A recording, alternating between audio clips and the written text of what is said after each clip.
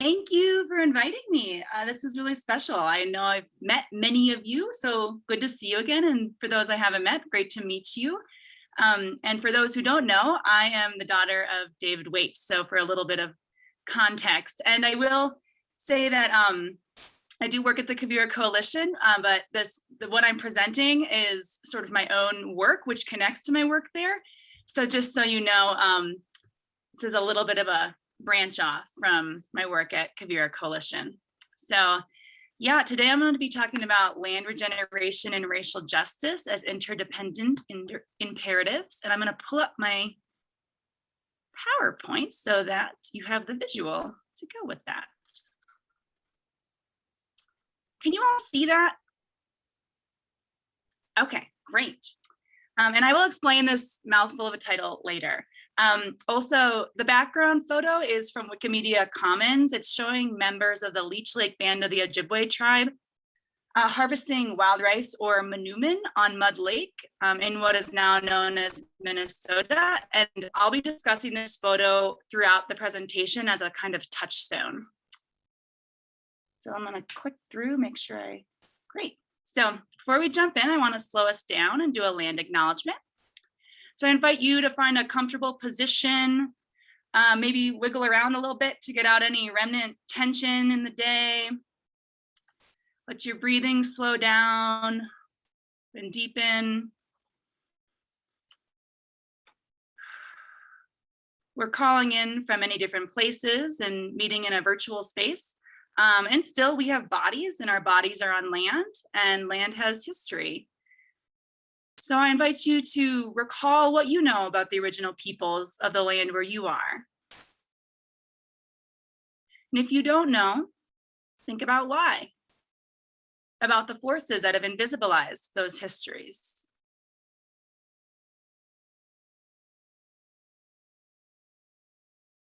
Consider how it is this land has come to be so deeply colonized. The acts of violence that have led to this moment in history, that have allowed myself and others in this space to be here. Myself, I'm a settler living and working on the unceded territory of the Tewa, Toa, Tiwa, and Keres-speaking Pueblos, the Jicarilla Apache, and undoubtedly indigenous tribes and peoples whose names I don't know. The Tewa name for where I live is Timayo, or red flaking rock, named for the hill that rises above the valley. This is in so-called New Mexico. I continue to learn how much I do not know, how much I was not taught, about the true history of the lands where I have lived, how much my white settler privilege has blinded me to some fundamental realities, and the responsibilities I carry towards indigenous sovereignty as a settler. Indigenous peoples were the original stewards of the lands here on Turtle Island, as well as the world over. Regenerative practices descend directly from the knowledge and practices of indigenous peoples. And I invite you into deeper relationship with the land and into solidarity with the original peoples of the land that you live on and that you impact. And may our learning go hand in hand with action for racial justice and indigenous sovereignty. And if you're curious to learn more, I'm gonna see if I can find the chat box. And then if I can, I'm gonna send you some links so that you can deepen your own learning. I did find the chat box, so there we go. Great, so now I'm going to talk a bit about my lineage. My learning on all these subjects is the result of so many amazing teachers throughout my life. I'll just click through them quickly to save time, but I'll pause here on the first one, which is my parents, including my step-parents, have taught me so much about justice, integrity, and community. My father, David Waite, is a soil scientist, and he had us living in Djibouti and Niger when I was just a child. You can see him here. I think this is in Niger. He's hard at work in this picture. So he helps support soil health and land restoration through agroforestry in the Sahel. So I guess you could say about me that the bean doesn't fall far from the acacia tree. So I won't speak all of these, but just want to list out, all these people that have influenced my thinking, all my teachers, some who I've met some whom I haven't. The land is a huge teacher of mine, and many others who I am not naming here. So, where are we going today? Well, I'm gonna do a little, oh geez. Oh, I found new ways to move the slideshow forward and backward. Okay, we're gonna do a little introduction to the subject at hand and then a breakout session. I put 10 minutes here, but I think 8 minutes is gonna work better for the timing of everything. So it'll be 8-minute breakout, and then the sort of the bulk of the presentation, which I'm calling a nonlinear journey through space and time. And then we'll talk about values in another breakout session and then conclude. And throughout our time together, I invite you to take care of your needs. You can, get up, go to the bathroom, have your camera on and off, do what feels good. And here is a content warning so that you can make decisions for yourself about your engagement with today's presentation.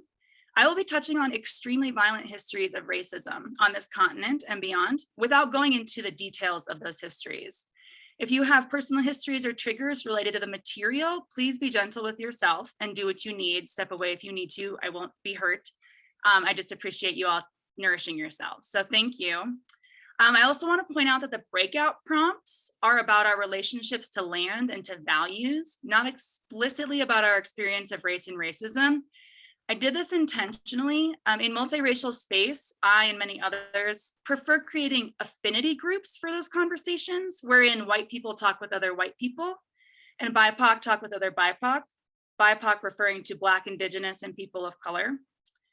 Such affinity groups can help alleviate the emotional burden of white people's processing on BIPOC, and it can allow a safer space for BIPOC folks to have their own conversations. So lacking the skills to organize that at this time, I decided to focus the breakout prompts on these overarching topics, but not specifically on race. However, for those fellow white people out there, please do have these conversations with other white people. There is a lot to process and a lot to unlearn, and we have to be talking with each other. So who am I? To begin, I am a forever learner. I'm a white person talking about racism and racial justice. I will continue to make mistakes, including within this presentation, and face the reality that my mistakes cause harm. And still, I fall forward in the name of racial justice because all of our lives depend on righting these wrongs. I grew up in East Lansing, as David said.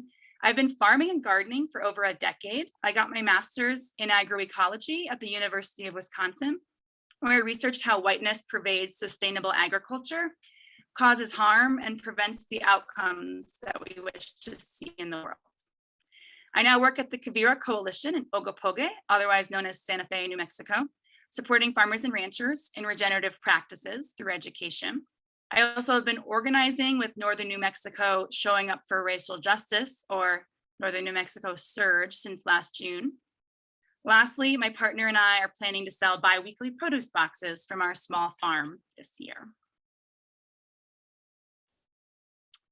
So I want to define some terms so that we can all get on a similar page and you can know what I'm referring to. So what do I mean when I say regeneration? Well, it's an old concept based on Indigenous practices and knowledge, but it's been newly packaged and it's a very hot term right now. On Wikipedia, you'll see this quote about regenerative agriculture: topsoil regeneration, increasing biodiversity, improving the water cycle, enhancing ecosystem services, supporting biosequestration, increasing resilience to climate change, and strengthening the health and vitality of farm soil. In this presentation, I'm talking more broadly about land regeneration, so I'm sort of enveloping in the concepts you'll see in land restoration practices, so beyond just agriculture.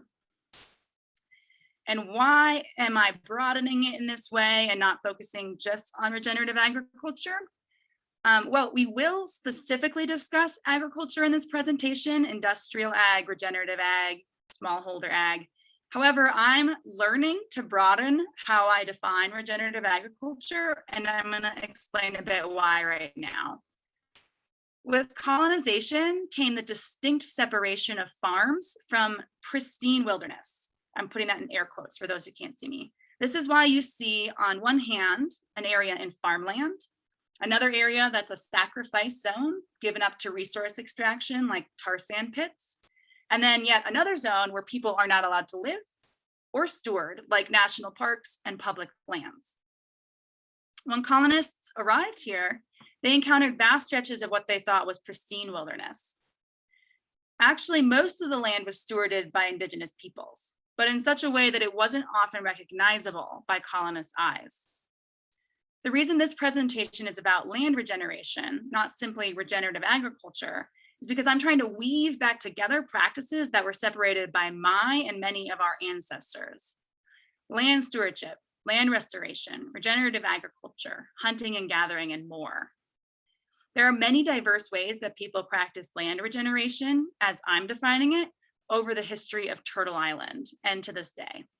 And for context, Turtle Island is a translation of indigenous names used to refer to this continent. So yeah, we lose all of these diverse indigenous practices and knowledge systems with continued racism. And we lose them when we continue to see all of these practices as distinctly separate. Another example of the blurred lines between land stewardship, foraging, and agriculture is manumin, wild rice, in the picture that you see here. Manumin plays a big role in the culture of Anishinaabe tribes. It's part of the traditional diets for many indigenous peoples in the Great Lakes region. It grows wildly and it's managed and stewarded through intentional practices. So it starts to blur these lines. I have some books that speak to this, and I will just put their titles in the chat box in case you're curious to learn more about some of the concepts that I'm talking about. Just put those in the chat. All right, we're going to keep defining terms. So racial justice, here is what I'm referring to there. This is a quote from racialequitytools.org. The systematic fair treatment of people of all races, resulting in equitable opportunities and outcomes for all. Racial justice or racial equity goes beyond anti-racism. It's not just the absence of discrimination and inequities, but also the presence of deliberate systems and supports to achieve and sustain racial equity through proactive and preventative measures. And it also involves real tangible shifts in power and leadership.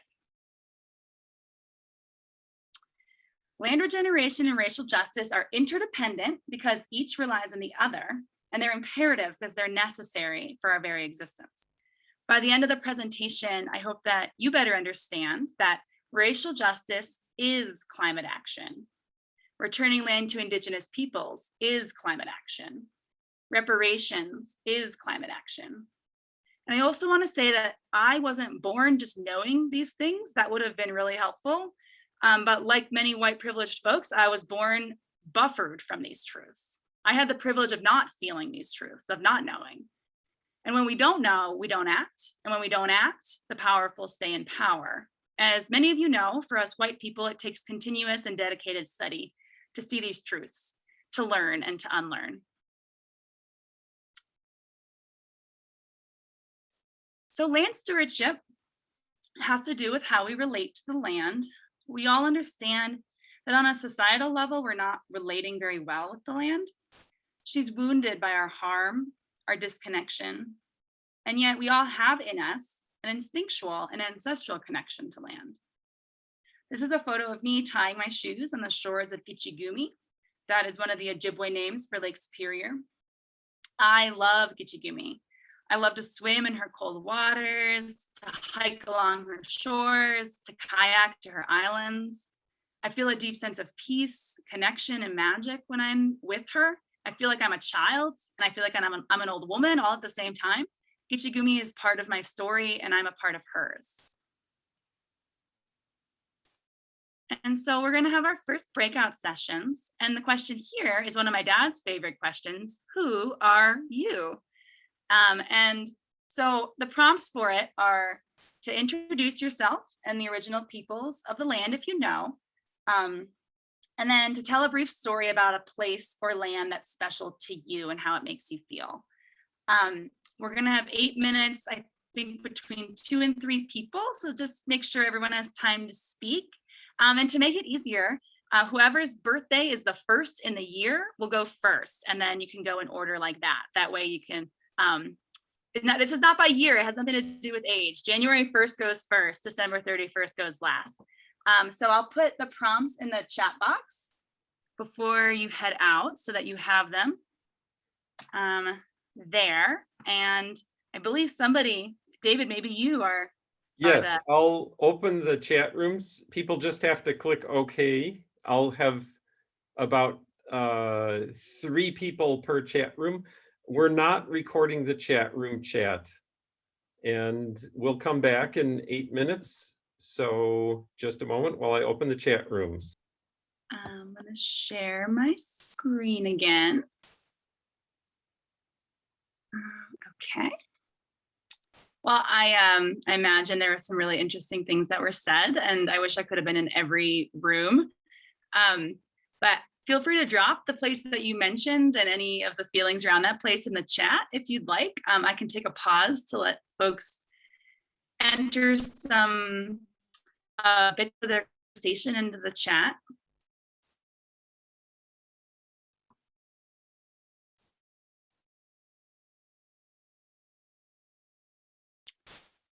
I see the River Edge Nature Center in Cedarburg, Wisconsin. Another Wisconsin.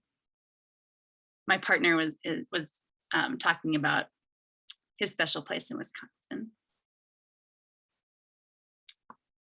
Rural East Lansing, Park Lake Road, Beaver Island. Ooh, wonderful. Well, these are wonderful. I wish I could hang out with all of you in all of these places. I'm gonna continue telling my story. And for us white people, it's important to re-story ourselves, find ourselves in the deeper, wider context, understand ourselves in the lineage of ancestors. There's a quote from James Baldwin: "One of the things that most afflicts this country is that white people don't know who they are or where they come from." So learning who we are and where we come from, we better recognize that the harm that was caused by our ancestors, the harm that was received by our ancestors, how our ancestors resisted or didn't resist harmful systems. And if we go back far enough, we all have earth honoring ancestral traditions. I invite you to hold your story and your special connection to land in your heart as I continue through the story of who I am, because everyone's story is very richly unique.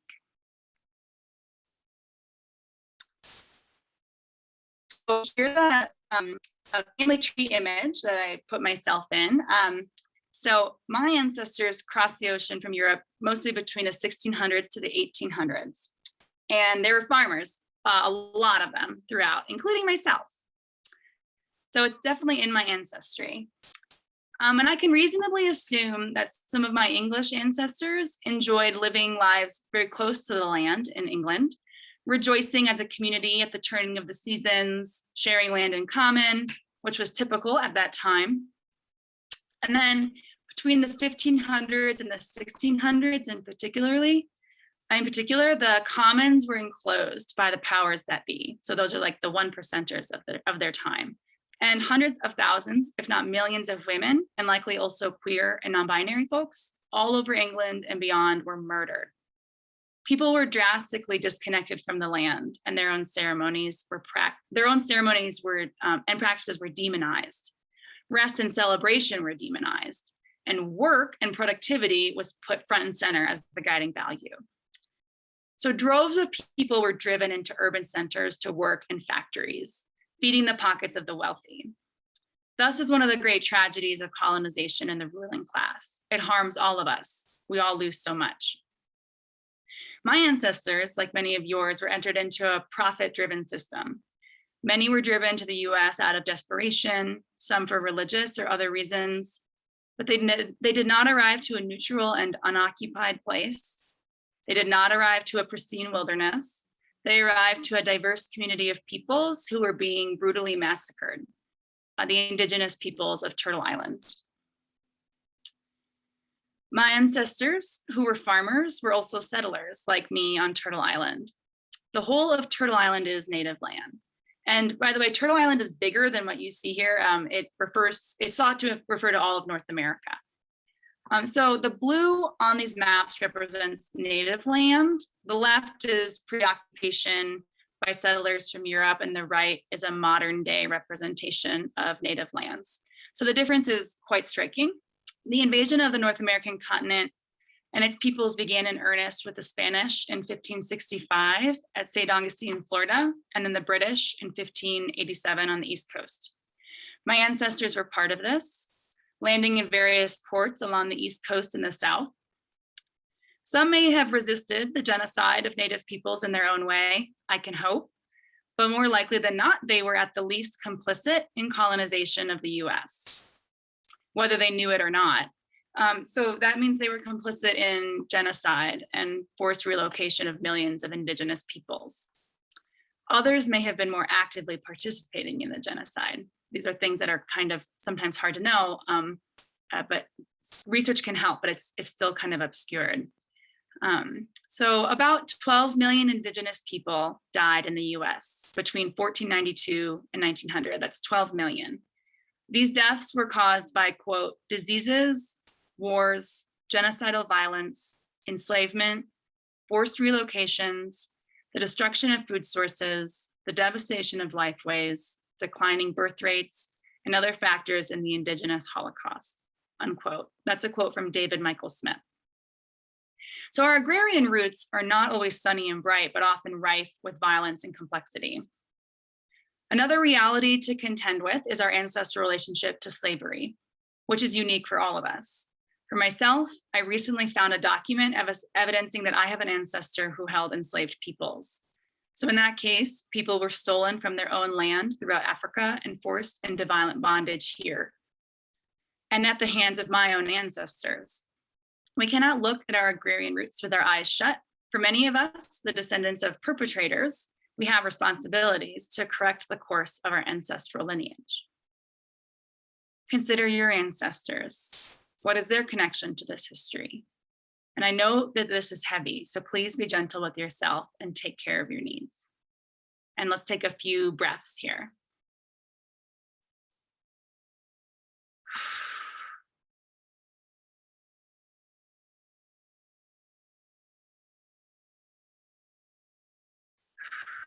So back to Gitchigumi. Consider your conversations in the breakout rooms. Recall the land that you spoke of. For some of you, you may have known this land your whole life. Perhaps some of you even have an ancestral connection to it. Like the land goes back a few generations, maybe even more. I've known Gitchigumi since I was a child. I don't have ancestral connection to it otherwise, and yet it feels so deeply important to me. Now imagine how different the relationship is for the Ojibwe people who have lived with Gitchigumi and have related to the land since time immemorial, hundreds and hundreds of generations of family, and even going back before that, to the indigenous peoples before them. So I'll just pause and let you sit with that thought for a moment.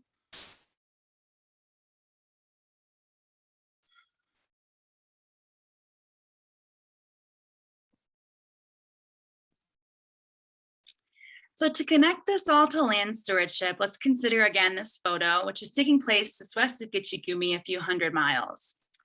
Indigenous peoples like the Ojibwe tribal members seen here have for hundreds, if not thousands of years, learned to sustainably harvest manoomin and maintain healthy land in the process. Robin Wall Kimmerer, in her book Braiding Sweetgrass, discusses how some manoomin grains are intentionally allowed to fall back out of the canoe into the water so that they can reseed and help keep the manoomin healthy and regrowing year after year. For thousands of years, the many diverse indigenous peoples of Turtle Island have honed unique and diverse ways of sustaining themselves and the land in many acts of reciprocity. These acts of reciprocity and indigenous ways of knowing are the foundation of regenerative agriculture. From intercropping to agroforestry, to grazing, to prescribed burning, everything that's now considered so new and hot and attributed to the male, pale, and frail contingency is actually appropriated indigenous knowledge. Along with stolen land and kidnapped enslaved peoples, indigenous peoples' knowledge was also stolen. It was Native American knowledge that allowed the early settlers to survive. Knowledge that was often given freely, and then the knowledge givers were targeted violently. Important indigenous practices were also sometimes targeted with an attempt to destroy the practice, the culture, and ultimately the people. The bison in North America are a really grave example of this. Bison were key to ecosystem resilience. You can see some in the bottom left here. And they were key also to the survival of indigenous peoples of the Great Plains and throughout Turtle Island. Settlers exterminated the bison to near extinction over 100 years ago. Since, there have been powerful efforts by indigenous peoples to restore bison populations, such as the work of the Intertribal Buffalo Council. And I definitely suggest checking out their work, and I will put it in the chat. Oh, and I see all these beautiful things in the chat that I've been missing. Thank you, everyone. Okay. So another type of knowledge appropriation has taken place here. When African peoples were kidnapped from their home and forced onto death ships to cross the ocean and land in bondage, those peoples were taken specifically because of their agricultural knowledge. So this is a photo of Senegalese women with African and Asian rice. The rice agriculture of the Carolinas, North and South, is attributed to the agricultural knowledge that enslaved peoples brought from Africa. Agriculture is what made this country an economic powerhouse, most specifically cotton agriculture, and the entire system was built on the backs of enslaved peoples, using and appropriating their ancestral agricultural knowledge for their own profit. Here's a quote that I really love from Robin Wall Kimmerer. In the settler mind, land was property, real estate, capital, or natural resources. But to our people, it was everything: identity, the connection to our ancestors, the home of our non-human kinfolk, our pharmacy, our library, the source of all that sustained us. Our lands were where our responsibility to the world was enacted, sacred ground. It belonged to itself. It was a gift, not a commodity. So it would never be bought or sold. These are the meanings people took with them when they were forced from their ancient homelands to new places. So when we consider this completely different way of relating to the land that settlers brought with them, we begin to see how colonization and the racism that it was founded on set up Turtle Island and the world for climate disaster. So colonization, as I said, brought land theft. Aside. Again, that's 12 million indigenous people's lives lost. Much of this was done in the name of manifest destiny, colonists believing their actions were ordained by God. And colonization brought slavery. About 12.5 million peoples were kidnapped from the African continent and forced into bondage. About 388,000 of those peoples landed on the shores of North America, and many did not survive the brutal journey. And colonization brought capitalism, including ideas like people could and should own land, Earth's bounty should be pillaged for profit, we should be efficient and produce as much as we can to gain profit, and the idea that there are haves and have-nots. Certain people are allowed the privilege of ownership, while others are born to serve and suffer. Thus, so many people and so much land were exploited and violated, all in the name of profit. And this is a point I hope to make clear. Colonization and the racism, capitalism, and sexism that it was founded on made way for the first profit-based plantation systems of this continent, which were the origins of industrial agriculture. Racism and its inherent disrespect for human life went hand in hand with environmental degradation and its inherent disrespect for life itself. Had the original immigrants that arrived at Turtle Island been truly respectful and interested in the lives of indigenous peoples here, we wouldn't have seen this continent occupied by settlers. We wouldn't have seen genocide, slavery, land theft, and ultimately land degradation. If there had been respect for the people, there would have had to have been respect for the land, as they would have learned it from the peoples here, but such was not the case. Unfortunately, we have not resolved these deeply harmful problems. Here's a display of just a few of the ways racism has impacted people in relation to agriculture and how it continues today. From 1910 to the present day, Black farmers went from owning 15 million acres down to now only 1 million acres, largely through the discriminatory practices of the USDA. So I'm just going to kind of go through these quickly because I don't have a lot of time. Approximately 75% of farm workers are immigrants, the overwhelming majority from Mexico, and many live in poor to inhumane conditions. More than 40 million people around the world were victims of modern day slavery in 2016, more than any time in human history. Many major offenders include cacao, palm oil, cotton, shoes, electronics, and more. Permaculture, which is a form of regenerative agriculture, has been majorly called out for appropriating indigenous knowledge, for being so white, 96% a white estimate, and commodifying and selling those ancestral indigenous practices while invisibilizing their roots.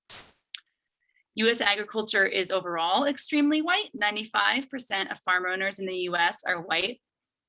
Ag Secretary Tom Vilsack recently said, in regards to the ag bailout of 2020, quote, "We saw 99% of the money going to white farmers and 1% going to socially disadvantaged farmers. And if you break that down to how much went to Black farmers, it's 0.1%. Environmental destruction is an issue that we are all familiar with. The major impacts of environmental destruction tend to fall on BIPOC and other marginalized communities. For example, when tar sand pits are created on indigenous lands. And a reminder that all of this is happening on indigenous land, an unoccupied Turtle Island, where indigenous peoples have been fighting for their rights and sovereignty since occupation began. I also want to uplift some leaders in land stewardship, leaders that often get invisibilized. Images on the left depict some of the mixed agricultural systems in Wichita Village in Oklahoma. Bottom left is Lozen, Chiricahua, Warm Springs, Apache Warrior, and Medicine Woman. So that's in the region where I am. And on the right, at the top is George Washington Carver, who developed a crop rotation system for soil health, and Booker T. Watley, below him, who is considered to be the founder of community-supported agriculture, or CSA models. And then at the bottom right is a personal hero, Fannie Lou Hamer, who founded Freedom Farms Cooperative in Mississippi and was a very active civil rights activist, and you should definitely look her up. And resistance and leadership, BIPOC leadership and resistance continues today in many, many different ways. And here are a few names and projects I want to uplift. A major part of our work in regards to climate action and regenerative agriculture is to support BIPOC leaders in those areas and to leverage our privileges and resources and shift power into the hands of these leaders. So here's a quote from Leah Frazier, co-founder of Black Dirt Farm Collective. She considers herself part of the returning farmer generation, reclaiming our rightful history as holders of this knowledge. We are all agrarian peoples. So now we're going to move into talking about the impact and scale of industrial and regenerative agriculture. Many of you have probably seen figures like this. This is from the UN Intergovernmental Panel on Climate Change. I'm not sure how easy it is to read, but if you check out the orange slice, that is the impact of agriculture, forestry, and other land use on global greenhouse gas emissions. And although it's not made clear here, for the most part, this is talking about industrial agriculture.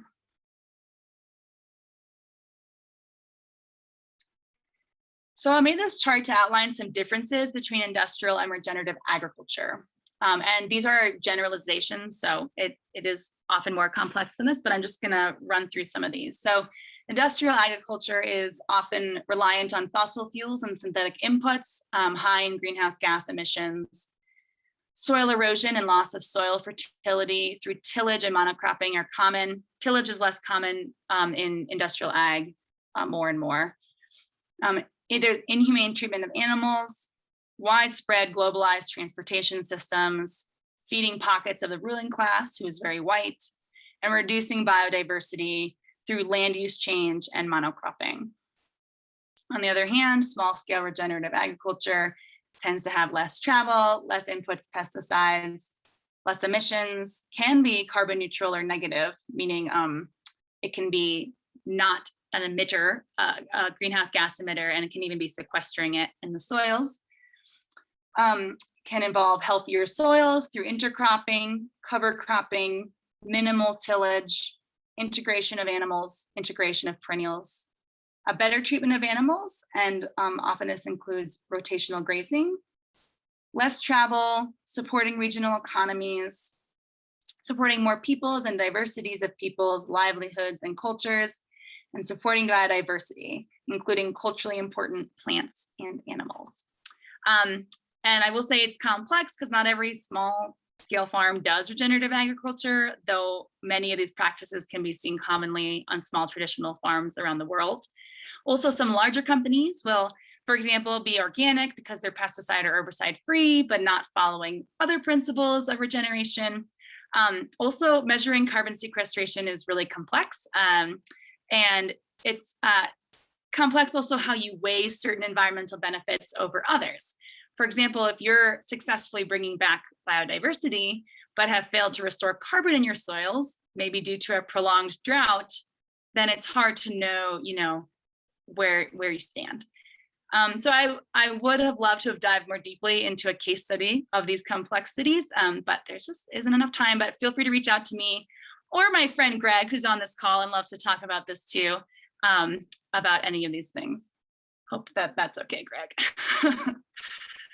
And here's a great image from a growing culture, and it shows industrial versus smallholder agriculture.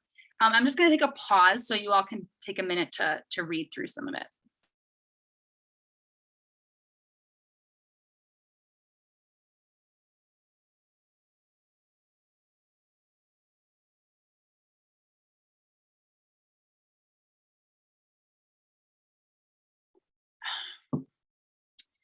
So you'll notice on the smallholder side, how many varieties of food are produced, how many fewer natural resources are used, and how much of the world's food is produced, which debunks the myth, the feed the world myth that industrial agriculture likes to perpetuate. So a stat that you don't see here is that up to 80% of global biodiversity is located on indigenous lands and stewarded by indigenous peoples, which is another very important thing to keep in mind. On a global scale, more land is currently occupied by smallholder farmers, which is great. This is not true, however, in the US, and if colonization continues, it could shift on a global scale as well. Here in this country, 20% of farms control 70% of the farmland. So that's like the 1%ers of agriculture. Industrial ag is a giant in the economy. In the US, it's 0.6% of our GDP that comes from US farms, which sounds like a little, but that is a lot of money. And this sort of economic gain incentivizes the continuation of industrial agriculture. As Naomi Klein clarifies in the book, This Changes Everything, for as long as capitalism and its inherent drive for profit continue to guide our actions, we cannot get out of this cycle of climate disaster. And that includes the cycle of industrial agriculture. So how did industrial ag come to be so huge? So we've covered quite a bit of that, touching on racism and colonization and how that has inhibited and continues to inhibit many people from doing their ancestral land stewardship practices. The powers that be also limited opportunities for white people in the US in a less violent way, albeit, but still in a way that has detrimental effects on the people and the land.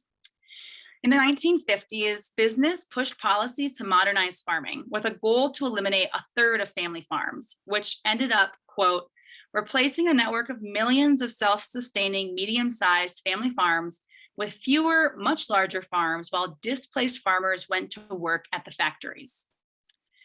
For capitalism, that's a win-win: efficient, economical farms and cheap factory labor. For people, it's a disconnection from the land in the name of industry. It also harkens back to a time in history that I already mentioned in England, the enclosure of the commons, and a quote about that time. By the end of the 16th century, there were 12 times as many propertyless people as there had been 100 years earlier. In the 17th century alone, almost a quarter of the land in England was enclosed. That's from historians Peter Lindbaugh and Marcus Rediker.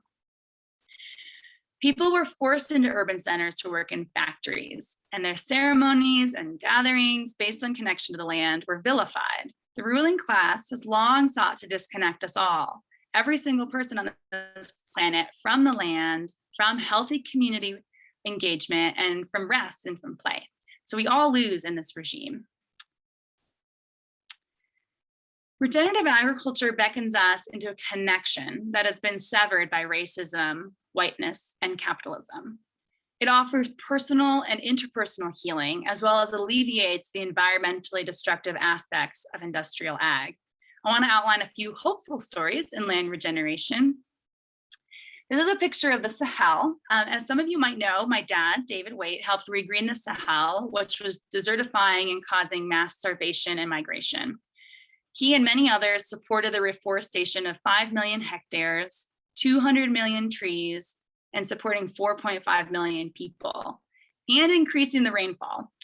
And a lot of it had to do with returning to practices that existed before the area was colonized, which meant, in this case, letting the trees grow. This is a graphic from Chris Newman from Sylvanaqua Farms in Virginia. He developed a regional model described in this graphic as worker-owned collectives and agricultural co-ops, in which collectives buy and sell among each other and the surrounding community and provide foundational services. I know that's hard to read, so I kind of just read it to you. But such community models, they weaken reliance on exploitative powers and foster community sovereignty, justice, and land health. That is a picture of Big Sur in California. Recently, the Esalen tribe was returned 1,000 acres of Big Sur, which is a great reason to rejoice. So these are stories of land back, which refers to land being returned to indigenous peoples. And more of these stories are happening, but they need to happen on a much larger scale. So the land back movement has recently been aggregated by the Indian Collective, and they specifically are demanding the return of public lands and national parks, which are sites of very specific and historical racism. So such moves help repair past harms while returning land to the peoples who have known how to care for the land for thousands of years.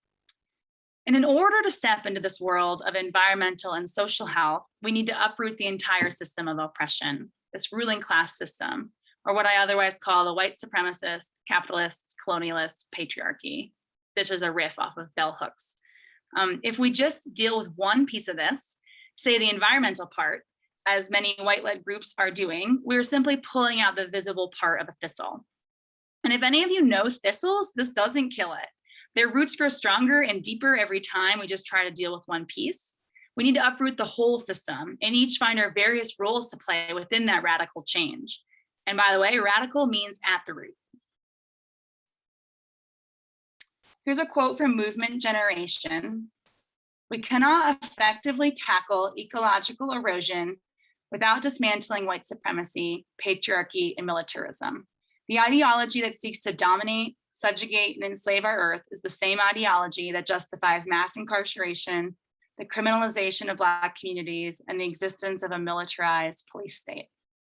There is no other way out of the ecological crisis. We either sit in the empire and watch the war happen someplace else, or we reorganize ourselves towards a revolution that puts us in direct conflict with state and corporate power.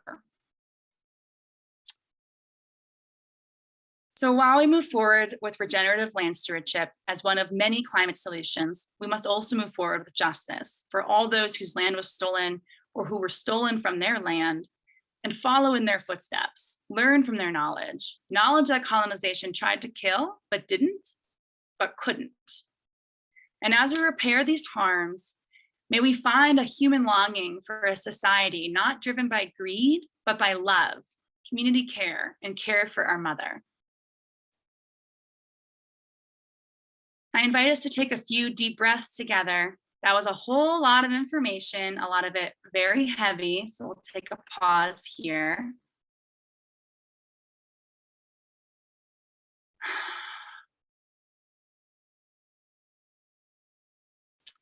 And I see we are at the hour, and I had meant to do another breakout room, so I suppose we should skip it. I just wanted to check in with David and see if that's the way to go here.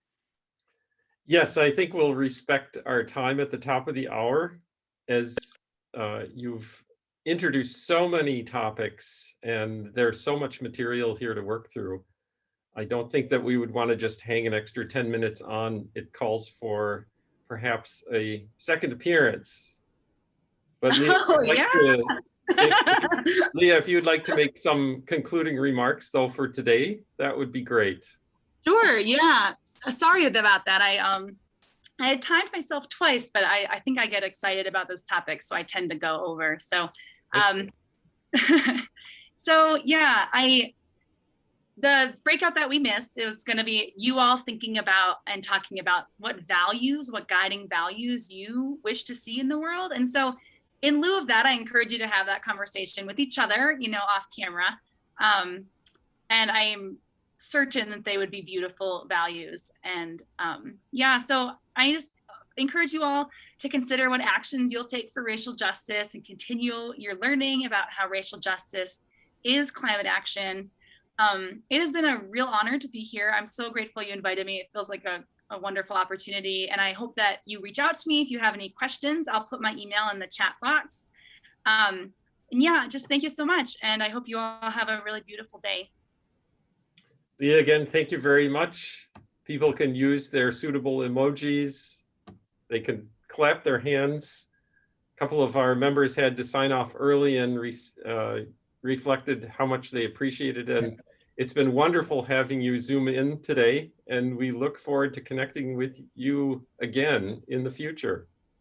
Thanks, everybody. Thank you.